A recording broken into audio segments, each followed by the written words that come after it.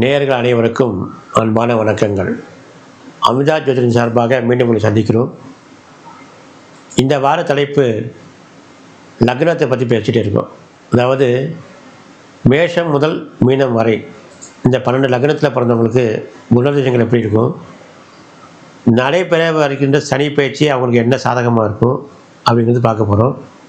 அதில் இப்போ விருச்சிக லக்னத்தில் பிறந்தவங்களுக்கு எப்படி இருக்கும் அப்படின்னு பார்க்க போகிறோம். இப்போ விருச்சிக லக்னத்துக்கு அதிபதி செவ்வாய், அந்த செவ்வாய்க்கு அதிபதியான முருகன். இந்த விருச்சிக லக்னத்துக்கு பிறந்தவாளுக்கு லக்னத்துக்கு 3 கூடையவன் 4 கூடையவனான சனி வருவார். விருச்சிக லக்னத்துக்கு 3 கூடையன் 4 கூடையவனான சனி வருவார். அந்த விருச்சிக லக்னத்துக்கு இப்போ 5ஆம் இடத்துல பூர்வ புண்ணியம்னு சொல்கிற முடியா, பாக்கியஸ்தானம், முன்னோர்கள் ஆசீர்வாதம், அந்த இடத்துல இப்போ சனி சஞ்சாரம் பண்ண போகிறார். விருச்சிக லக்னத்துக்கு 5ஆம் இடத்தில் சனி சஞ்சாரம் செய்ய போகிறார். பாக்கியஸ்தானத்தில் 5 சனி செய்கிறதுனால கொஞ்சம் உங்களுக்கு குடும்ப ரீதியான பிரச்சனைகள் வரதுக்கு வாய்ப்புகள் உண்டு. ஏன்னா உங்களுக்கு 3ஆம் அதிபதி 4ஆம் அதிபதி அவர் 5 பாக்கியஸ்தானத்தில் போகிறாரு. அதனால் குடும்ப ரீதியான பிரச்சனைகள், தொழில் ரீதியான பிரச்சனைகள் இதெல்லாம் கொஞ்சம் வரும். ஏன்னா பாக்கியஸ்தானம்னு சொல்ல முடியாது. இப்போ நம்ம ஒரு தொழில் பண்ணுறோம், அதில் லாபம் கிடைச்சா ஒரு பாக்கியம் தானே. புதுசாக கல்யாணம் அது ஒரு பாக்கியம், புதுசாக ஒரு குழந்தை நம்மளுக்கு பிறந்துக்குன்னா அது ஒரு பாக்கியம். இந்த மாதிரி 5ஆம் இடங்கிறது பாக்கியஸ்தானம், அது எல்லாத்துக்கும் எடுத்துக்கலாம். அந்த மாதிரி இடத்துல இப்போ சனி உட்கார போகிறார். உங்களுக்கு 4லேருந்து சனி 5ல் போக போகிறார். அதனால் இந்த மாதிரி சில இந்த பாக்கியஸ்தானத்தில் வர்றதுனால சில பிரச்சனைகள், சின்ன சின்ன பிரச்சனை வர்றதுக்கான வாய்ப்புகள் உண்டு. விருச்சிக லக்னத்துக்கு பிறந்தவாளுக்கு இந்த மாதிரி வரத்துக்கு கொஞ்சம் வாய்ப்புகள் உண்டு. பொதுவாக இந்த விருச்சிக லக்னத்துக்கு 2ஆம் அதிபதி அப்படின்னு பார்க்கும்போது குரு வருவார். இந்த 2ஆம் அதிபதி குரு வரும்போது ஞானக்காரகன்னு சொல்ல முடியாது. அவர் தான் இந்த விருச்சிக லக்னத்துக்கு வாக்குஸ்தானாதிபதி, குடும்பாதிபதி, இந்த மாதிரி இருக்குன்னா அவர் குரு தான் வருவார் 2ஆம் அதிபதியாக.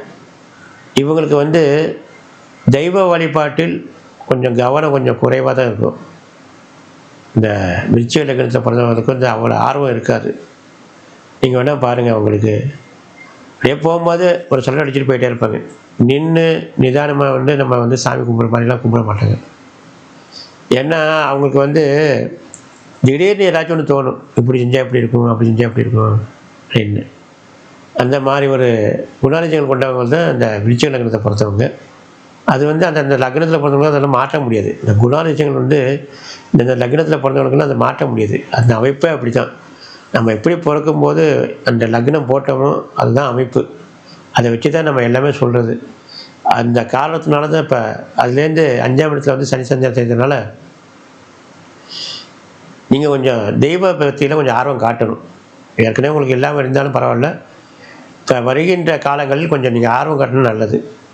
ஏன்னா 5 பூர்வ புண்ணியத்தில் சஞ்சாரம் பண்ண போகிறார் இல்லையா. இப்போ உங்களுக்கு பேர பசங்க இருக்காங்கன்னா அவங்களாம் கொஞ்சம் நல்லா இருக்குங்கன்னா நீங்கள் இந்த மாதிரி அவங்களுக்காக வேண்டி நீங்கள் வேண்டிக்கலாம். அதே மாதிரி இப்போ பசங்க இருக்காங்கன்னா அப்பா அம்மாவுக்காக வேண்டிக்கலாம். உடல் ரீதியாக இந்த பிரச்சனை வரக்கூடாது, அம்மா அப்பாவுக்கு இந்த பிரச்சனை வரக்கூடாது, தொழில் ரீதியாக இந்த பிரச்சனை வரக்கூடாது அப்படின்னு நீங்கள் வேண்டிக்கலாம். அந்த மாதிரி கொஞ்சம் நீங்கள் அதில் கொஞ்சம் ஆர்வம் காட்டுங்க. தெய்வ வழிபாடு கொஞ்சம் பண்ணுங்கள். அது பண்ண உங்களுக்கு ஒரு மாற்றம் வரும். ஏன்னா இப்போ 2.5 வருஷம் அதில் தான் இருக்க போகிறாரு பாக்கியஸ்தானத்தில். அதனால நீங்கள் எதிர்பார்த்த பலன் உங்களுக்கு கிடைக்கணும்னா கொஞ்சம் தெய்வ வழிபாட்டு கொஞ்சம் ஆர்வம் காமிங்க. அது நாளுக்கு நாள் உங்களுக்கு நல்ல மாற்றங்கள் வரும். அதில் நீங்கள் தெரிஞ்சுக்கலாம். இப்போதைக்கு உங்களுக்கு 2ஆம் அதிபதி குரு வக்ரத்தில் இருக்கார். அவர் வக்ர நிவர்த்தி ஆகட்டும். உங்களுக்கு இயற்கையில் நீங்கள் ஏற்கனவே பண்ணியிருந்த தொழிலெல்லாம் லாபகரமாக போகிறதுக்கான ஒரு வாய்ப்புகள் உண்டு. அவர் வக்ர நிவர்த்தியாளர் தான் உங்களுக்கு சாதகமாக இருக்கும். மேற்கொண்டு உங்களுடைய சொந்த ஜாதகத்தில் ஏதாச்சும் ஒரு பிரச்சனை இருந்தாங்கன்னா நம்ம கீழே நம்ம முகவரி கொடுத்துருக்கோம், நம்முடைய தொலைபேசி நம்பர் கொடுத்துருக்கோம். நீங்கள் அதில் நம்ம கான்டாக்ட் பண்ணி நீங்கள் கேட்டுக்கலாம்.